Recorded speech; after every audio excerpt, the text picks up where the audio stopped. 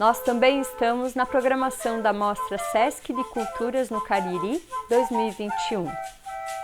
O tema da Mostra Sesc de Culturas traz o viés da Chapada do Araripe como patrimônio cultural da humanidade. E nós, da Companhia Conta Causos, temos a alegria de compor essa programação com um repertório de contos populares brasileiros. Eu sou Josiane Geroldi, uma mulher, atriz, narradora de histórias, tenho 1,65 m de altura, 34 anos, tenho cabelos longos, encaracolados, castanhos, pele clara, olhos castanhos esverdeados. Eu estou vestindo um vestido em tons de bege e marrom, um casaco vermelho e conto histórias em um palco no bosque cercado por árvores.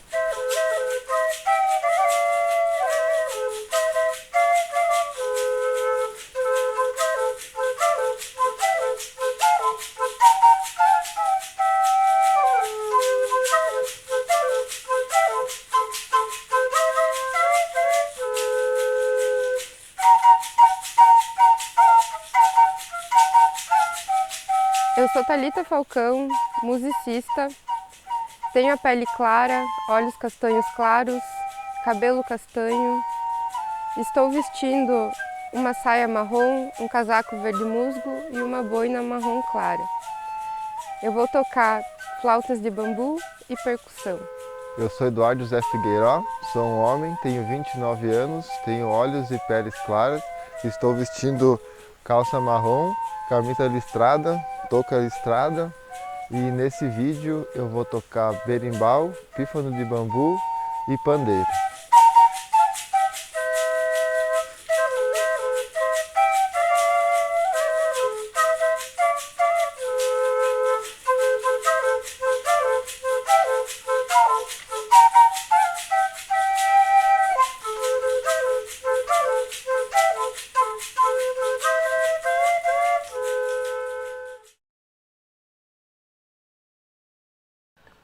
O olho vê, a lembrança revê e a imaginação transvê. Agora é tempo de transver o mundo. Transver o mundo igualzinho fez o velho Alexandre, quando ele era menino, assim como vocês, era chamado em casa de Xandu.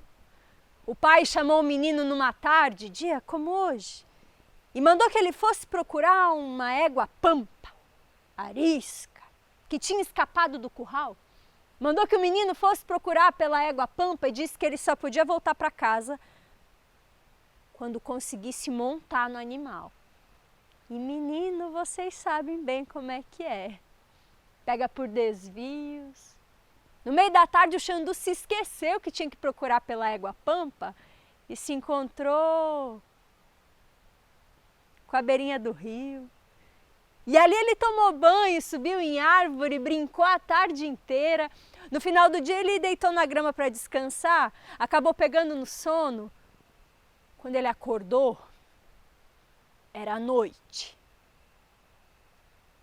E ele conta que foi assim, meio que na penumbra, que ele viu um bicho que estava bebendo água na beira do rio e pelo tamanho do bicho, parecia que era a tal da égua pampa, com um jeitinho matreiro. O Xandu foi se achegando para perto do animal, pé com pé. Subiu em cima de uma pedra, mirou lá embaixo, mais ou menos onde é que estava o lombo do bicho, e deu um jeito de se atirar no lombo do animal. Que aquela égua pampa era arisca, o Xandu sabia. Mas ele conta que quando aquele bicho se viu montado, saiu numa carreira desembestada e o Xandu tentando se segurar, tentando agarrar nas orelhas do animal, enfiando os pés no vazio do bicho. E o bicho não tinha carreira nem beira e ia correndo desembestado no meio do mato. E o Xandu desesperado tentando se segurar. Ele conta que foi mais de 2 horas lidando no lombo do bicho. Até que do nada, O animal sossegou o passo e deixou o Xandu montar. Todo orgulhoso, o Xandu agarrou assim nas orelhinhas do bicho, foi puxando a cabeça do animal e conduzindo o bicho para os lados da casa. Quando ele chegou em casa, já estava quase para amanhecer o outro dia. Vocês sabem quando fica assim aquele lusco-fusco? Pois então, chegou em casa, apiou do animal, percebeu que estava com a roupa toda rasgada, a cara também estava meio esfolada, de certos espinheiros que tinha enroscado na cara. E o Xandu assim, no escuro, sem enxergar direito, pegou por ali um pedacinho de corda, passou no pescoço do animal, prendeu o bicho bem preso ali na frente do curral e correu para dentro de casa para chamar o pai, a mãe e o irmão para ver o bicho que ele tinha trazido para casa. E o que se viu ali, na frente daquele curral, foi uma cena que deixaria qualquer um que está aqui assim, ó, ali, na frente do curral, uma onça. Mas era uma onça pintada do tamanho de uma égua. Mas vocês não precisam ficar impressionados, porque a onça nessa história é só floreio. O que interessa mesmo nessa história foi o que aconteceu depois. Vocês acreditam que o Xandu ficou ali, olhando para sua gente, o pai, a mãe, o irmão, a onça amarrada na frente do curral, e ele começou a enxergar todo mundo pela metade?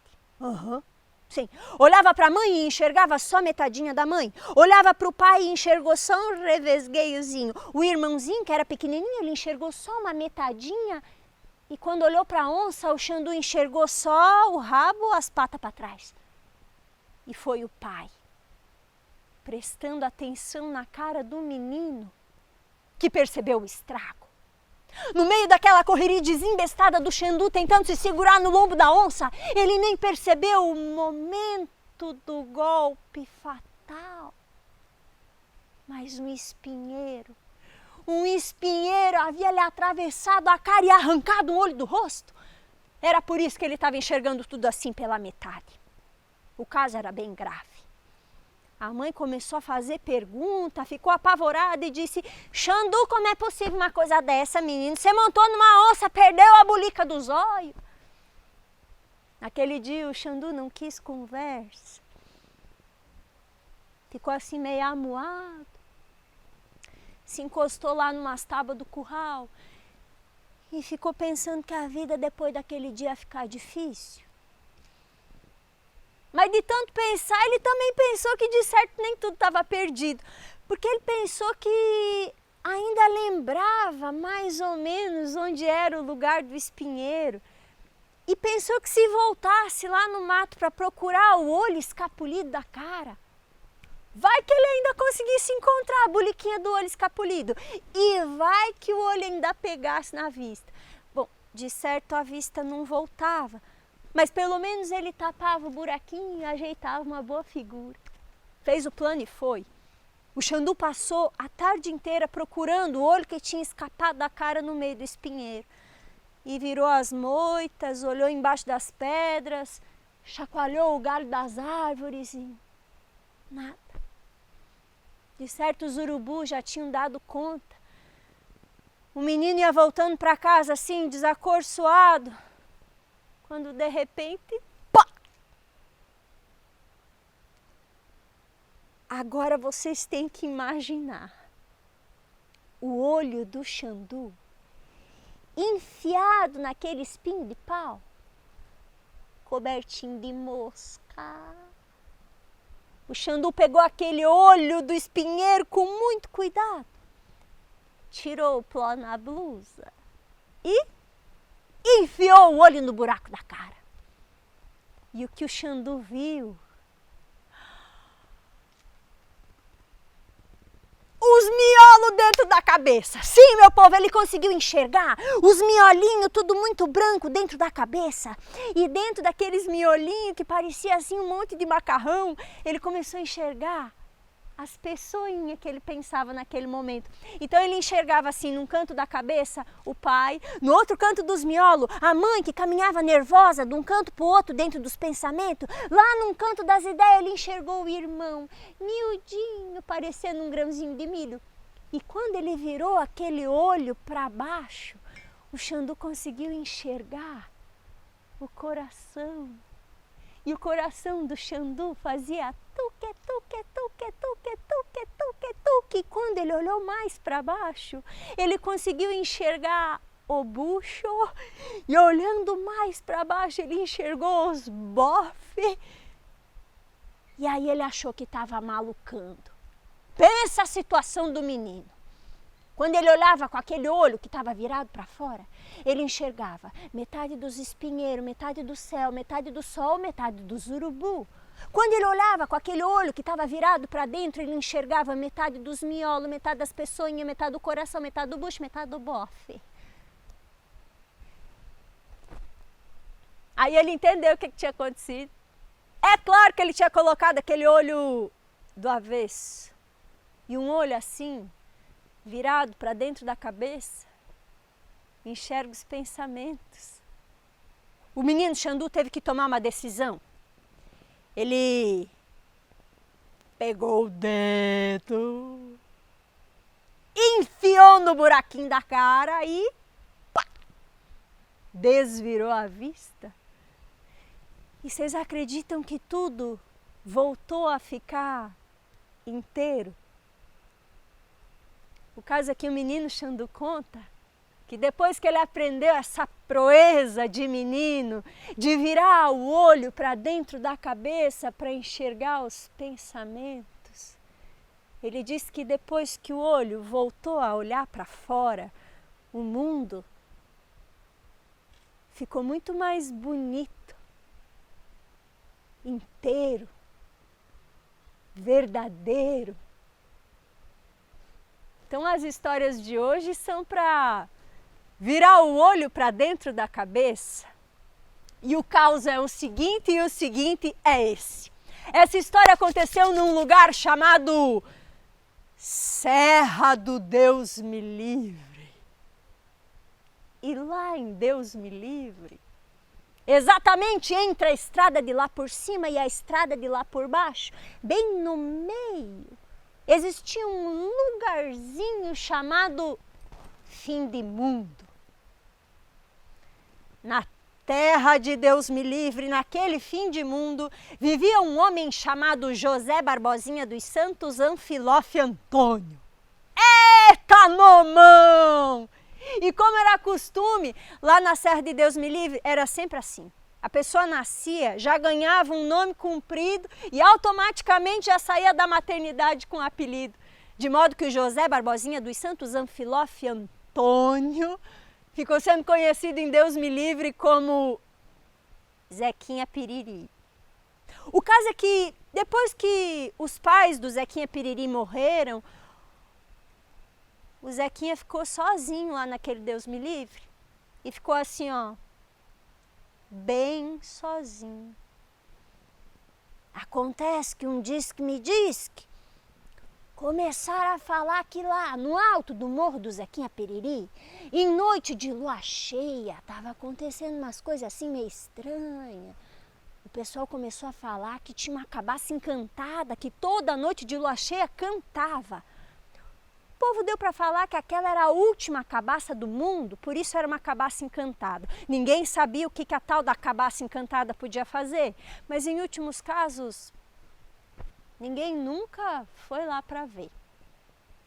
Acontece que ali mesmo, em Deus Me Livre, também vivia uma menina chamada Jesuína. E como era costume em Deus Me Livre, a pessoa nascia, já ganhava um apelido.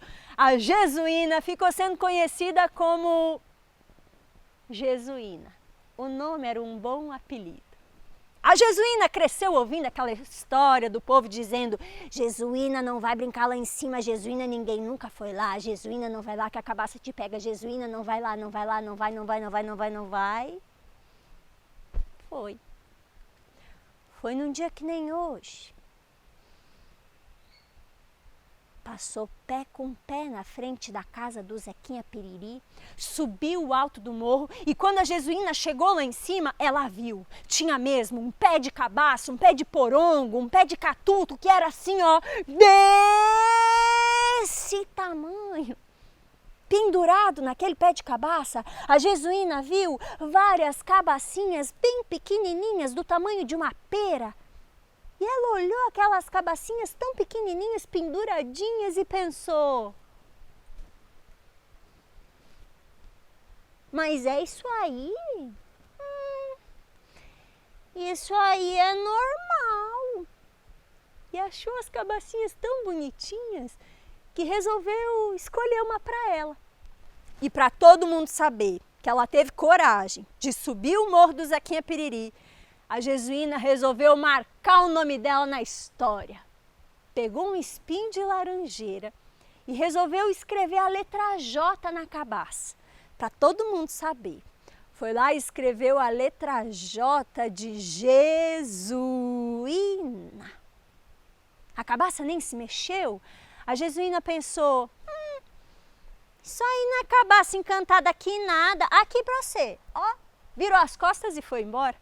Só que no outro dia, não se sabe como, começou a dar uma coisa na Jesuína, uma coisa, um negócio, uma vontade de voltar lá no morro do Zequinha Piriri. Passou correndo na frente da casa do Zequinha, subiu o alto do morro. Quando ela chegou lá em cima, ela viu aquele pé de cabaça desse tamanho, as cabacinhas todas penduradinhas. Só que a cabaça onde ela tinha escrito a letra J tinha crescido e estava do tamanho de um melão. A Jesuína olhou a cabacinha dela do tamanho de um melão e pensou: normal. E até ficou contente. Tinha mais espaço para ela escrever o nome dela. Então a Jesuína pegou o espinho de laranjeira, foi lá e terminou de escrever o nome dela. Escreveu Jesuína. A cabaça não se mexeu, a Jesuína desdenhou. Você não é cabaça encantada aqui nada, aqui para você. Ó, virou as costas e foi embora. No terceiro dia, a Jesuína sentiu aquela vontade, passou correndo na frente da casa do Zequinha Piriri, subiu o alto do morro e quando ela chegou lá em cima, ela viu o pé de cabaça desse tamanho, as cabacinhas penduradinhas e a cabaça onde ela tinha escrito o nome dela tinha crescido e agora estava do tamanho de uma melancia. A Jesuína olhou aquela cabaça do tamanho de uma melancia, as outras todas que continuavam bem pequenininhas e pensou: tem mais espaço para eu escrever. Pegou o espinho de laranjeira e começou a desaforar a cabaça. Começou a escrever umas coisas aradas estranhas, assim: Jesuína esteve aqui em 2021. Pandemia.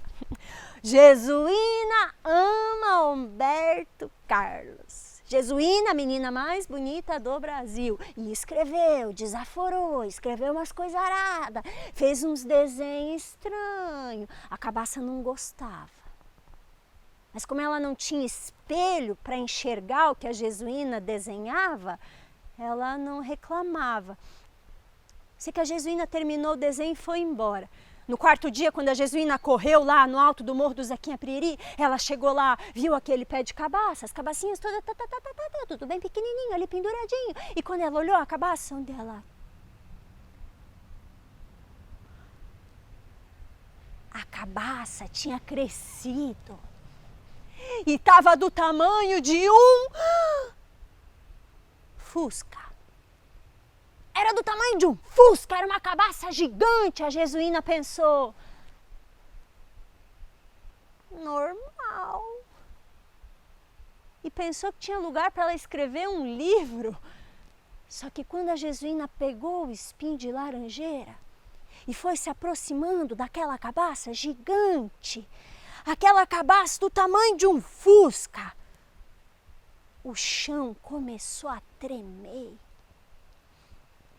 As pedras do chão começaram a sambar.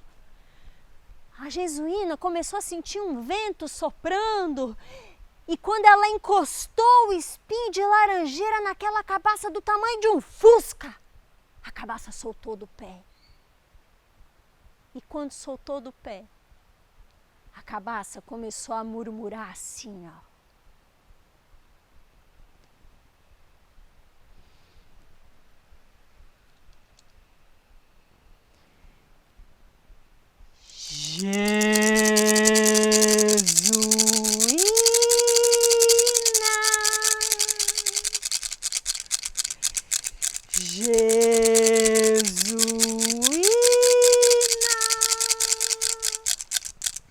Quando aquela cabaça se soltou, começou a correr atrás da jesuína morro abaixo cantando: ô jesuína, ô damanata, Tangarumã, mandou lhe dizer que até o fim do mundo, onde você for eu vou te comer! E a jesuína saiu correndo desesperada para a casa da mãe dela. A mãe da jesuína cresceu a vida toda escutando aquela história. Ninguém vai lá no Morro do Zequinha Piriri, a cabaça encantada. Quando a mãe da jesuína ouviu a cabaça correndo atrás da filha: ô jesuína, ô damanata, Tangarumã, mandou lhe dizer que até o fim do mundo, onde você for eu vou te comer! A mãe da jesuína disse: corre, minha filha, corre! Eu falei que não era para brincar lá em cima. Quando a mãe da jesuína agarrou a filha, fechou a porta. Só deu tempo das duas saírem pelo outro lado.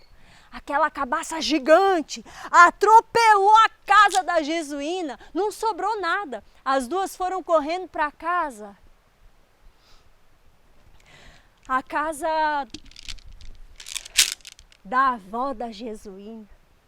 E a avó da jesuína era uma dessas mulheres que sabia fazer chá para curar qualquer coisa. Quando a avó da jesuína escutou aquela cabaça gigante do tamanho de um fusca cantando: ô jesuína, ô damanata, Tangarumã, mandou lhe dizer que até o fim do mundo, onde você for eu vou te comer! A avó da jesuína disse: corre, corre! E ela lembrou que ela tinha ganhado da mãe dela um papelinho que tinha o segredo para quebrar o encanto da cabaça do Zequinha Piriri.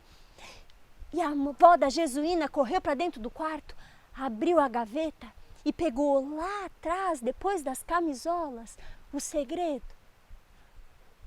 A operação era muito perigosa. Era uma questão de vida ou morte. A cabaça já estava se aproximando da casa, não ia sobrar nada. E cantando: ô jesuína, ô damanata, Tangarumã, mandou lhe dizer que até o fim do mundo, onde você for eu vou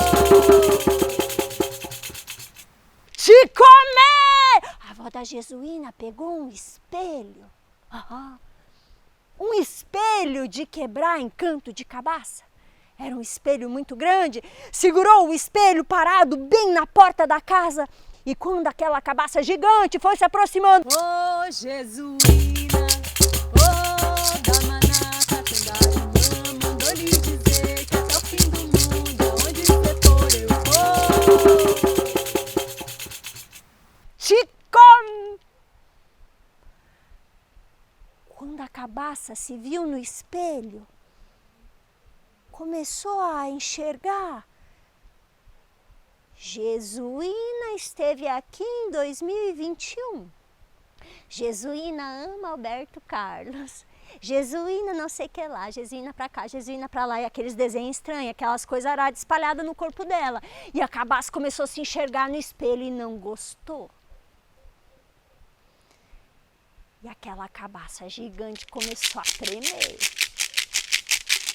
As pedras no chão começaram a sambar. Um vento soprou. A cabaça começou a mudar de cor. E de repente aquela cabaça gigante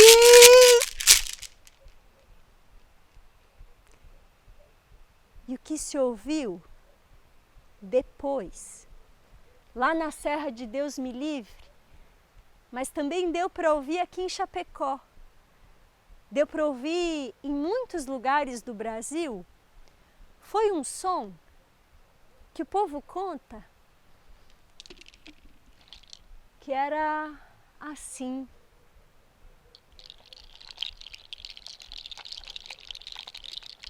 Era a chuva.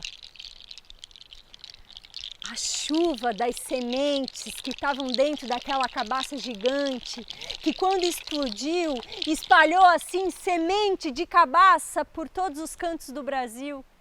E dizem que é por isso que até hoje, em qualquer lugar que você vai encontrar um pé de cabaça. Depende do lugar onde a semente caiu, o povo foi dando nomes diferentes. Aqui em Chapecó, por exemplo, o povo chama de porongo, mas eu já conheci lugares onde chama de catuto, cateto, cuia, cabaça. Se essa história acabasse agora, acabava muito bem, não é? Olha, explodiu, choveu semente de cabaça por todo o Brasil. Mas não é assim não. Porque à noite, sempre à noite, a jesuína foi deitar na cama, colocou assim a cabeça no travesseiro, estava quase pegando no sono, e começou a ouvir assim um...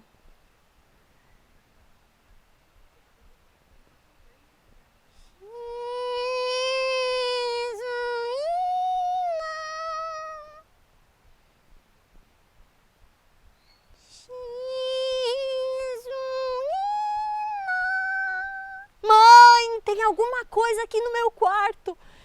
E a mãe dizia, não é nada, jesuína, você está só assustada, filha, dorme, a cabaça já explodiu, acabou. Tá.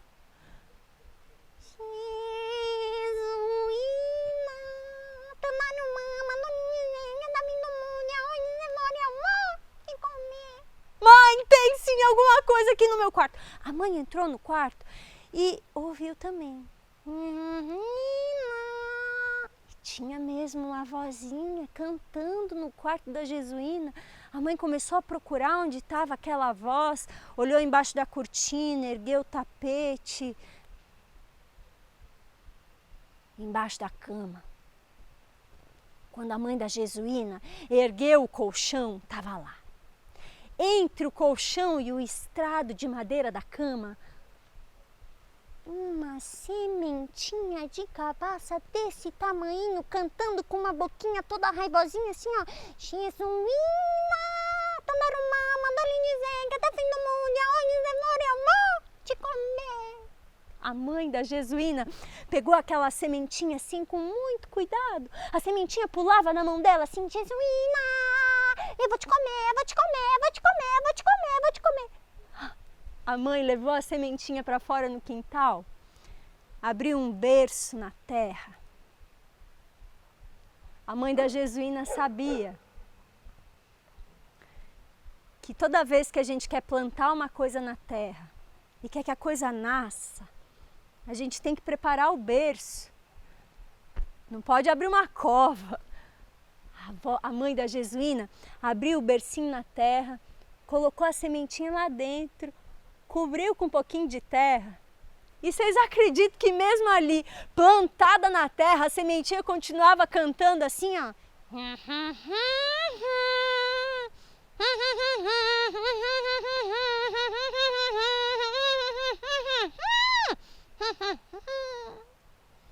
A jesuína nem saía mais para fora da casa. A menina estava apavorada. Eu sei que passou alguns dias, choveu. E não demorou muito para crescer. No quintal da jesuína, um pezinho de cabaça, que cresce assim, que nem pé de chuchu. E foi crescendo, foi se agarrando no pé de goiabeira do quintal. E dali a pouco cresceu uma cabaça. A jesuína não queria mais nem ir para a escola. Mas o irmão da jesuína, que não sabia da história toda, Uma tarde ele estava brincando no quintal e aí ele percebeu que a cabaça já estava seca no pé, resolveu colher a cabaça. E como ele gostava muito assim de inventar coisa, ele pegou por ali um pedaço de galho, tinha também um arame de pneu assim de caminhão, cortou o pescoço da cabaça e fez uma cuia. O irmão da Jesuína foi amarrando assim o arame no galho, a cuia no arame. E quando viu, ele inventou um instrumento musical. A Jesuína estava espiando o irmão assim na janela da cozinha, apavorada. O irmão não estava entendendo aquele medo todo. Olhou para a Jesuína e disse assim: "Ô Jesuína, qual é? Você está com medo de uma cabaça? Aqui, ó." E o irmão da Jesuína fez uma música para ela, que o povo conta que era assim, ó. Tô te entendendo não, tô te entendendo não, tô te entendendo não, tô te entendendo não. Nessa hora, ia passando na rua o Zequinha Piriri, o próprio! O Zequinha Piriri, quando escutou o som daquele instrumento, que coisa linda! Escutou aquele toque, levou o instrumento para a roda de capoeira. Dizem que até hoje, se você for para uma roda, você vai ouvir o berimbau tocando para a Jesuína. Não tenha medo não, não tenha medo não, não tenha medo não, não tenha medo não. E agora a gente já descobriu que o encanto daquela cabaça era só vontade de explodir e espalhar o seu canto por aí.